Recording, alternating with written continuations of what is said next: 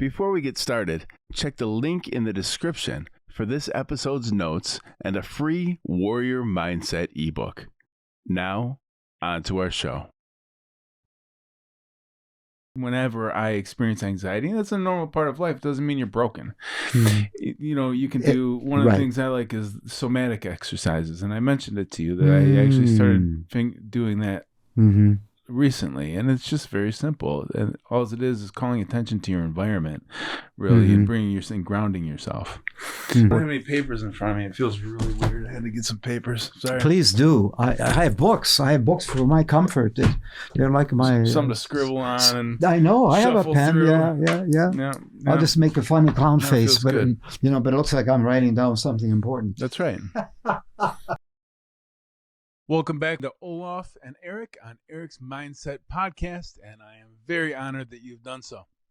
We here at Olaf and Eric explore spiritual awakening, deep transformation, and the tools to break free from the loops that keep us stuck. Do you ever feel like your emotions control you? Like anger, anxiety, or fear just hijack your day before you even know it hit you? In today's conversation, we're unpacking the hidden architecture of emotion. How feelings like powerlessness and hurt turn into anger, anxiety, and blame. And more importantly, how to stop living in reaction mode and start moving forward with awareness. You'll learn how emotions actually move through the body and the mind. What's underneath emotional reactions like anger and anxiety. Practical ways to ground yourself and move from fear to peace. I am grateful to be here with you all. Thanks for giving us your time, your presence, and your attention. Let's dive in.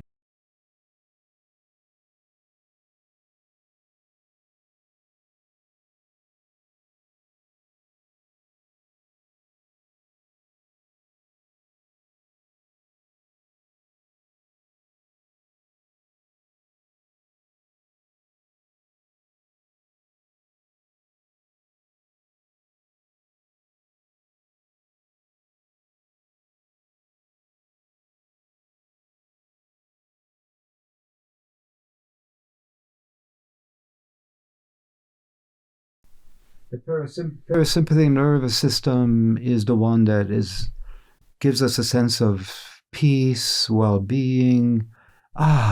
Things are well. I'm cool. I'm relaxed. I'm focused. I'm all right. And the sympathetic nervous system comes on. No, I'm not all right. I'm not peaceful. Things are not working. What the hell? And causes anxiety to rise. Well, right there. The serotonin and hypothalamus factors, are not mechanical givens that are just the same in every person. And if there is some genetic malady or a little bit of a quirk in the architecture, it could lead, to sort of someone not handling anxiety as well, and maybe even having what they call anxiety disorder. And that's when medications can come in and help balance the system. Is that a terrible thing? It's a good thing. It's like propping up at something important and a piece of the building is beginning to sink. The footing factor is bad. Well, do you just tear down the whole building? Or like a Putin, call Putin to just bomb it and, be done with it. I'm throwing in a little slam here. Political things. Yeah. Or do you get a new footing? And medications can be kind of like that, like a new footing for a little bit of a flaw in my genetic system. Yeah. I don't know if Putin's as bad a guy as the left makes him out to be. But I think Zelensky's an idiot. But I won't go there. Yeah. I just made reference to I understand. Violence, hostility, and that's not right or left. It's a matter of, is it proper to be bombing civilians, hospitals, schools, energy systems in the winter, to make it so miserable for people that they said, we give up, come and take over our lives as you need and want to. So, this is not like right or left politics, Yeah, no, but it's a comment about, and maybe I shouldn't have thrown it in, but that's okay. But violence, me up to throw out my opinion too. Yeah. I don't know if these cameras are recording. I guess we'll find out afterwards. But the voices. But I don't know. There's a lot to that. I try to have sort of a peripheral view of what's going on there, because you can get sucked up into what's happening, and because our news is, thanks to Ronald Reagan, so biased.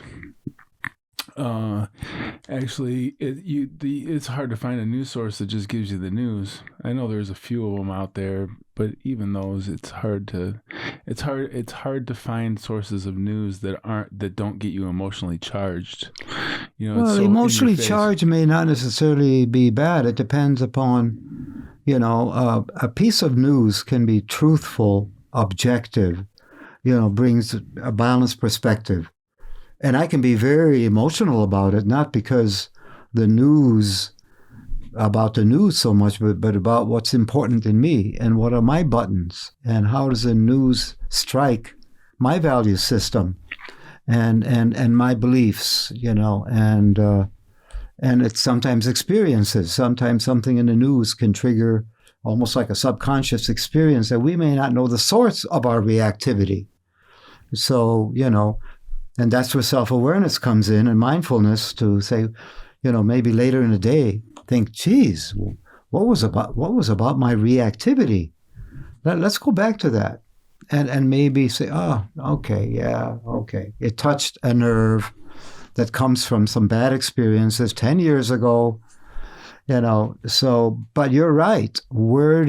News now is so biased from perspectives, whether right wing, left wing, center, whatever, that we have to be quite discriminating, meaning thoughtful, mindful as we, access certain news, whether in script or screen or computer or by, face-to-face talking to people.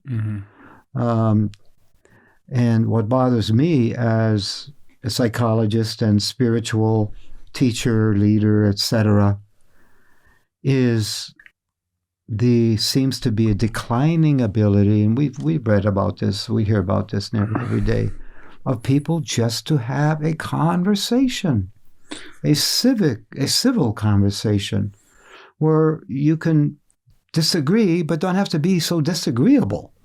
But now it's like over-personalized that, if you aren't for my preferred political person, you're scum. You should die. You're gone. You're dismissed. I never want to talk to you again. You're my beloved uncle. But how dare you question my political position? Because we've taught ourselves intolerance. You're right. Yeah, we've taught ourselves. It's nobody else's fault. It's our fault. And it's maybe not our fault. It's our learning process or our maturing process. And how do we instill tolerance? And spirituality does that. One of the earmarks of a mature spirituality is tolerance, because you get beyond binary thinking, good and bad, right and wrong. You get into almost this, you're right, but you're right too. Depending on where you're coming from and your bias and your premises about what's important. And I don't have any papers in front of me. It feels really weird. I had to get some papers. Sorry. Please do. I have books. I have books for my comfort. They're like my... Something to scribble on. And I know. I have a pen. Through. Yeah. I'll just make a funny clown face. But, but it looks like I'm writing down something important. That's right. That's usually what I do. Clown faces? Yes. Aha. Yeah. Well, do you Rorschach them? In other words, do you look at your clown faces later and say, now what am I really saying in this clown face? Yeah.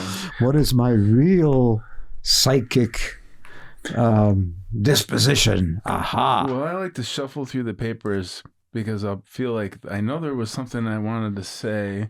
Okay. Maybe I'll find it in here somewhere. Maybe. Yeah. Yeah. Maybe Yeah, that's but it's never actually in there. So then I just well, that's what I did. I went through my files and made sure that I had, at least for today, the papers I wanted with me, just in case. But as far as like the anxiety that you talked about is like whether it's a good thing or not, I think it depends on your disposition or your worldview, your existential view, really. Like, do you think that there is a purpose behind things? And actually, that reminds me of they talk about whether when people heal faster in the hospital because they believe that there's a purpose behind what happens to them in their life.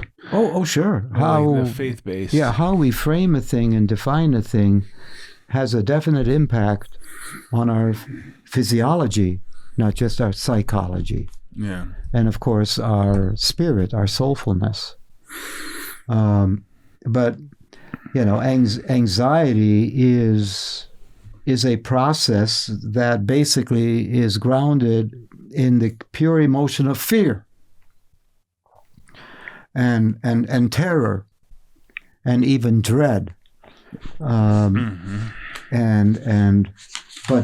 from one perspective, and that's this emotional recovery thing that I, return to that I learned from psychiatrist David Berenson out west, who is also a very spiritual-oriented, humanistic psychiatrist. His design, built over years of doing therapy with people and growth-oriented kind of counseling, was to develop, and I hope you can screen it to people. I teach this to all the students, regardless of the class, in the higher, graduate school level. Yes. Yeah. Yes. It's in the show notes. Yep. And the idea here is emotions are kind of like liquid. We are like a cup in which different liquids come into the cup. They come in and they pour out. And the fundamental emotions that are part of our everyday experience are anger, hurt, fear, and powerlessness. Anger might be very mild, like I'm piqued. Or it might be very strong, I'm pissed. Those are what? Anger, hurt, fear, anger, hurt, and you can use the word pain. How did you label those? They are regular, everyday emotions that in some form we negotiate. They're like liquid. They come into us and run through us and leave. Emotions are not permanent by nature. Emotions are a form of flowing energy that we pick up on. Anger, pain, fear, hurt, and guilt. Anger, pain, fear, powerlessness. Powerlessness. Now, under these words, anger, hurt, fear, powerlessness, there's a couple of other words like anger, rage, fury, envy. Some strong words that, again, speaks about a form of anger. Underneath the word hurt, pain, grief, loss. Again, forms of hurt that we all have experienced to some degree. Fear, terror, dread. And the word dread refers to kind of a backdrop of feeling always a degree of vulnerability. And then the powerlessness cluster, emotional cluster. And there are some strong words that go with the sense of powerlessness, emptiness, despair, failure, shame. And something that David taught us is, in this sequence, anger, pain, fear, powerlessness, the next emotion is harder to negotiate than the first ones. In other words, going to anger is the easiest emotion. Judge, write off, attack, you didn't do such and such, you scumbag, so anger is, ironically, according to him, the easiest emotion to have. It's like attack. It's an attack emotion. What's the best defense? A good offense. Pain, admitting to a hurt. Often behind anger these emotions are connected. They may seem at the moment like they're separated, but they're connected. Usually behind some kind of anger and rage, there is some kind of pain. There is some kind of grief and loss. And a discriminating, meaning healthy, self-aware person can process that and say, geez, that anger of mine, my friend didn't deserve that. And then you think it through, and then you realize, man, there's a kind of a deep pain behind that reaction. And then connected is also fear. And fear is even harder to face because, it's kind of like the foundation under your feet is sort of like squishy, like an earthquake, and anxiety, and then powerlessness is the hardest emotion to negotiate. And I'll never forget the time that with a group of us that Dr. Berenson worked with, a group of us, addiction specialists, therapists, he made the paper into a cylinder where the cylinder had the word powerlessness, hurt, and between them, anger. And when he did that, it was like an aha, and I can think of situations where, like, I'll put it in a generic form. A spouse is attacked by their divorced ex for failing to stay with the monthly child support payment. And the ex gets angry when a payment is missed, even though there may have been 15 months of perfect payment, and bang, put downs, attack, and what is that about? Likely it's about deep embedded hurt on one slice of their psyche and a sense of powerlessness on the other slice of their psyche. Because if the spouse just gets angry and disappears to Canada or wherever, Mexico, money, where's the money? Where's the money to help our children get through college or whatever? So I think it was so helpful to tune into this interplay between these key emotions. And that often, especially reactive anger, it's between the fact that there's some kind of hurt there, maybe not like a wound, but some kind of loss in the person's psychic history, and a sense of powerlessness that they can't immediately do something about it, except walk out, slam the door, or do an attack, and now we are all in a glass house called Facebook, the techno attack, not just between you and me in a phone call, but you and me blasting my anger with 100,000 behind me watching my anger toward you. Sure. So if I am a disturbed, angry spouse, and I really, just depending on these checks to make the payment, on my child's education, whatever, hell yeah, I'd be angry. But stewarding it in a more proper way from a psychological, spiritual, reconciling standpoint is, I just talk to you in some way, not blast you on the screen, one-on-one, and you can explain it or just say, hey, I'm so sorry.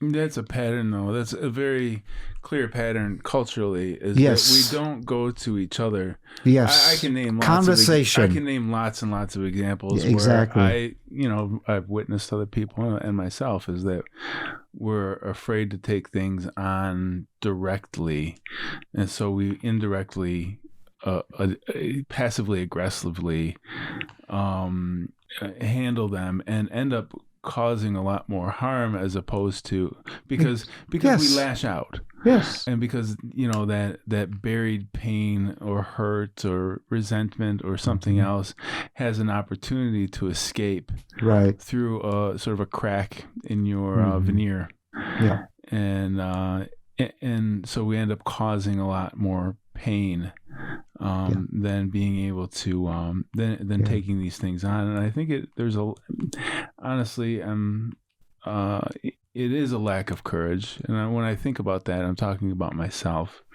and when I act in that way and I don't take things on directly, it's lacking courage. Now, I'm not putting myself or anybody else down in that way. What I'm saying is generally there's ignorance involved, or you simply just don't have the maturity yet in order to handle things in a proper way. And part of this design, the map of emotional recovery, is a tool for managing it, stewarding it better. Put paper away. I gotta take that. And so critical is below the line of emotions, the anger, hurt, fear, powerlessness cluster, is a line of words that point to the way we cognitize our feelings. And what we do is, I use the analogy of, we bottle up the liquid emotion into a cognitive construct. And so the anger becomes blame. The blame is a cognitive construct. It's a call to take responsibility for how we do work with the energy of the emotion, and we develop the embottling of it. And one of the most dangerous, of course, of bottled up of anger is the revenge bottling up, the revenge mentality. Because the revenge mentality can lead to murder. Sure. Injury. Yeah.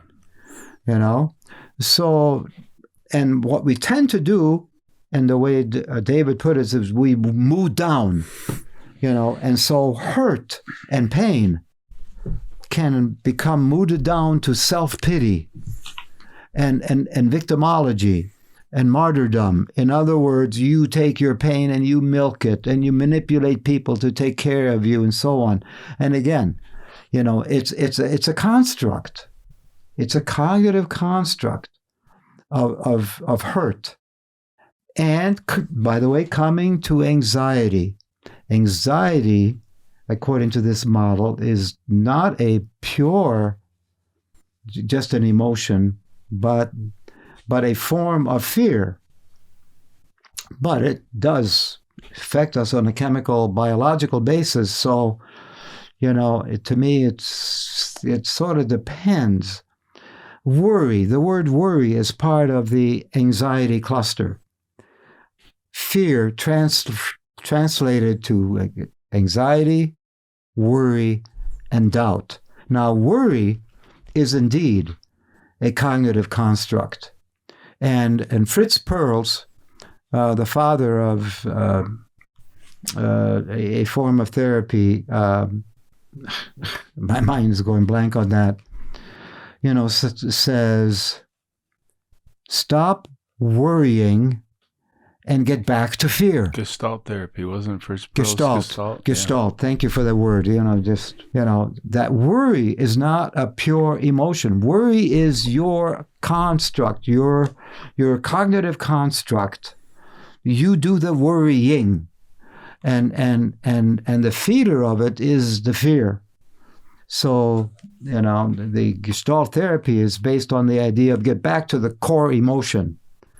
And get liberated by going back to the core instead of staying in your morass of your worries. And I think there's a larger aspect of this is a judgment. Is that we compound it with the Gestalt, which means we're looking for we see this thing and then we're looking for examples of it elsewhere throughout our lives. And really in order to put it into context, but what it does is it reinforces the originating idea, and then you sort of put yourself in a box as this is who I am and this is what my life is like and this is what my kids kid's life is like, and because you have all this proof, Mm-hmm. right? Does that sound? Yeah. It's again, that's part of the cognitive construct, how you define what's going on. And so the judgment part that I'm talking about is that we sort of we judge ourselves as simply good or bad. Like, I'm not good enough, or I'm less than because I have this problem. But I just throw my perspective on it is that, it's the fact that we deal with this stuff at all is part of the experience of life. And it's divine perspective. Inevitable. And it's divine, what would you call it? Prerogative that we have to even deal with this. And to take it a step back even further from a more of a meta view is that these are patterns of energy. Yes. And so that's right. And so what would make sense to me based on what I see throughout life is that we if we back everything out to everything is a pattern of energy, I learned to master patterns of energy. Yes. Through, workmanship through my hands or, with computers, with parenting, we have the opportunity to learn to master the energy that we experience through emotions. Exactly. And that is a good segue to why there is a way out, because we can tune into and manage or steward our energy instead of moving down to blame and revenge and resentment. We can transcend and move up, so to speak, from anger to a form of love, to forgive, to understand, to say, me too. I have forgotten some things. I forgot your birthday when it really mattered to you, and we had quite a fight about it 12 years ago. It's kind of like, a quote from Jesus in one of the Gospels, you who are faultless, go ahead, throw the first stone. If you're faultless, take a stone and throw it at their head. Come on. Right. And all of these, to-do religious people just dropped the stones in their hands because they were ready to stone this prostitute. Of course, it's a secret that they didn't visit her ever. Yeah. Right. Anyway, that's and there's the tendency to want to domino certain things. It's like somebody's calling you out in the public square, and you want to defend your own honor. Well, otherwise, everybody's going to think you're a bad guy, which is the whole point to begin with. But that's a dilemma. Which helps. When you get to the point where you finally don't give a shit, anyways, and you can just sort of let that shit roll off your back. It doesn't matter. But sometimes an act of love is just to let it go, or just simply be compassionate, no matter what. Yes. And speaking of that, compassion is one of the higher transcendent attitudes and responses to pain. Mm-hmm. So many poets in one way or another have said the gain of pain is to learn empathy and compassion. Sure. And that doesn't necessarily, I don't want to, kind of sugarcoat pain and say, oh, isn't pain great because we learn compassion? No, it's not like that. But it is also a fact that from pain we do, learn empathy, compassion. And that, again, is a higher form of human conscious response. Including of our emotions, instead of going into victimology, I go up into a more accepting place regarding my pain and hurt and work with it. The same thing with fear. Instead of going into worry and anxiety, I go to what Dr. Berenson put, a neutral position, with a bit of dispassion. And I really look at it and say, okay, she had a suicidal episode 4 years ago. Does that mean it's automatic? She is seeing a therapist every so often. And she knows about the vulnerabilities and working with it, and so you develop kind of a healthy acceptance that, life is vulnerable, but we're okay. We're going to get through it. Yeah. And I won't get into the intricacy of how we deal with powerlessness right now, but there is the magic turn. When we accept powerlessness, there's the magic turn toward a spiritual awakening. Yeah. And well, okay, so there's a lot of intricacies to that as far as from my perception, so I can see why you wouldn't want to get into that right now, but I'd love to hear about that. We'll have to get into that yeah, next we'll time. get into these clusters of the down, confusion, loneliness, and above nothingness, aloneness, now awareness. Yeah, I'll make this page available. Yeah, we'll touch on that. But I want to just, give a footnote here. A resource. I look for resources for the public that I think is really worthwhile for people on a spiritual, psychological, humanistic level. And we have no relationship with any of these people. He's just showing you resources for helping out. And in the magazine rack at Barnes & Noble is this wonderful new special edition from Psychology Now, from that group, called Understanding Your Emotions. Show it to the camera. Understanding Your Emotions. Yeah. And it's really, really good. Nice. I've looked at it. I've studied it. They get into Where's that from? They get into the chemistry of it, of emotions, but they also get to the psychology, the behavioral elements. Okay. But they address in each of the key emotions, like anxiety, love, stress, grief, some solutions, summary of solutions. So like coping with anxiety, they suggest there's a list of things like sort through your thoughts. Again, steward your emotion, your anxiety. Yeah. Is it practical? Is there a reality basis for it? Start sorting your thoughts. Take command. Don't just, breathe into your belly.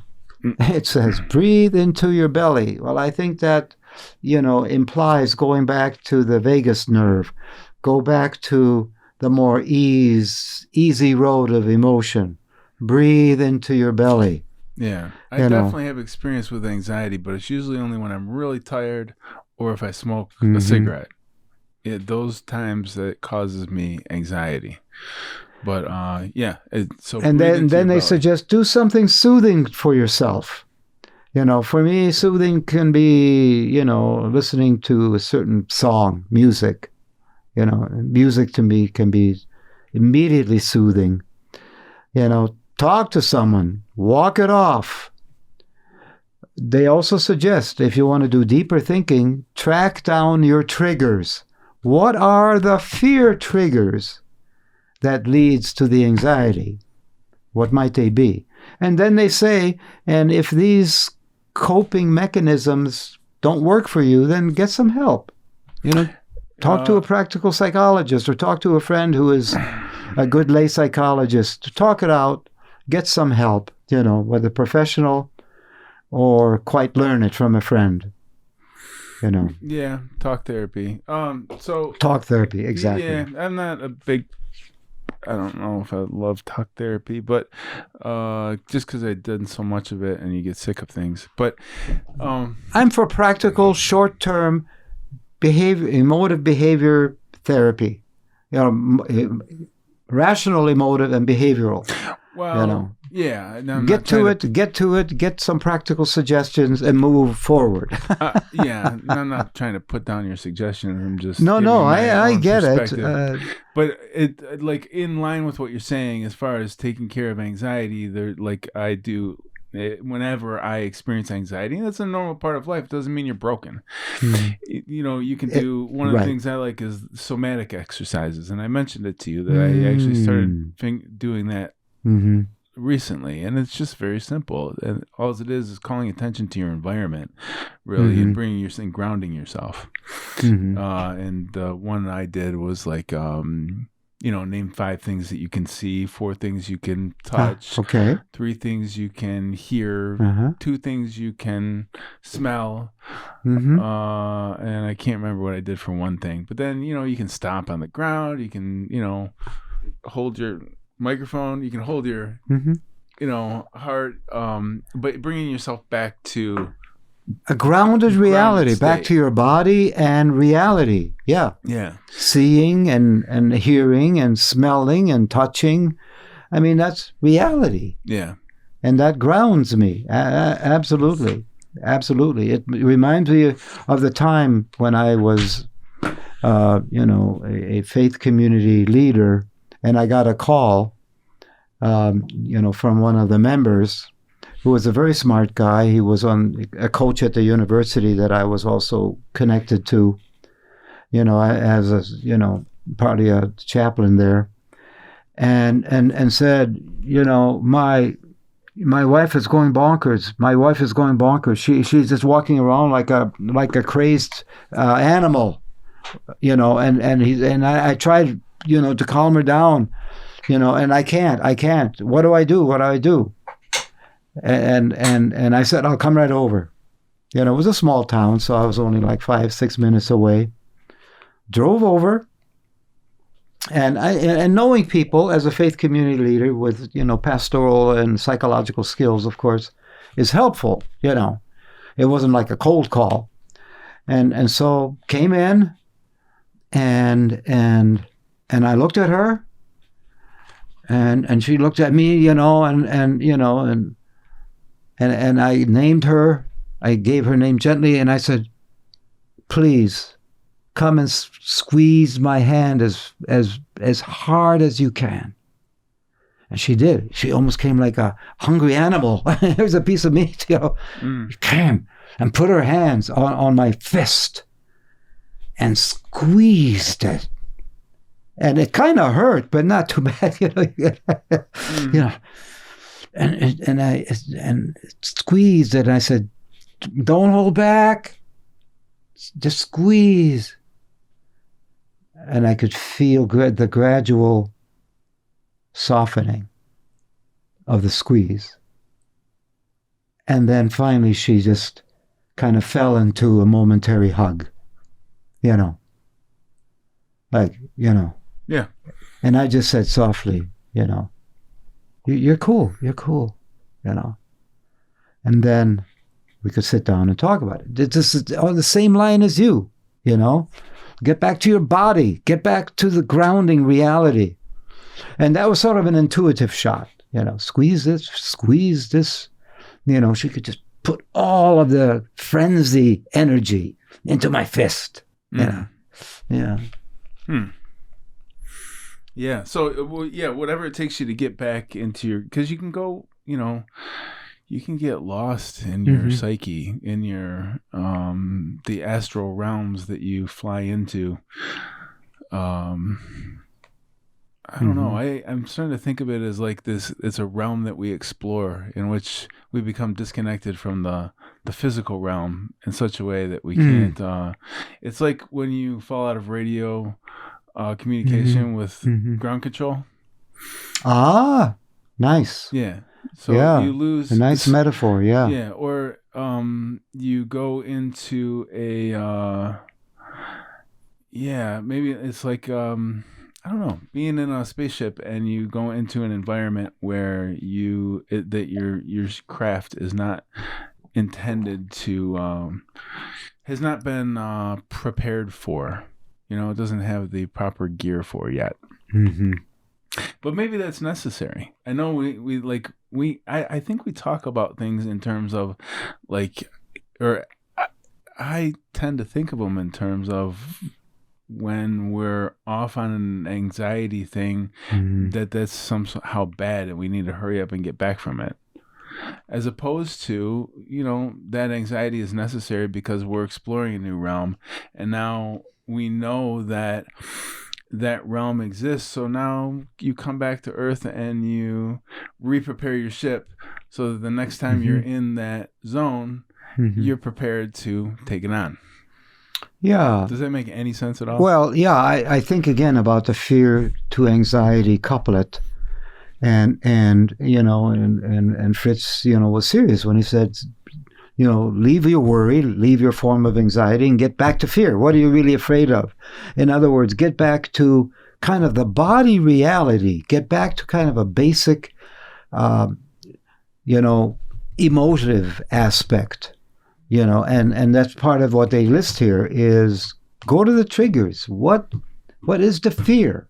The fear, and, don't stay with your cognitive construct. Go back to your body where the fear is, because it flows through the body. Your body is the emotive, architecture. Come back to your body, and right. and there find, the healing or the moving forward process. Very practical. Very practical. Awesome. So,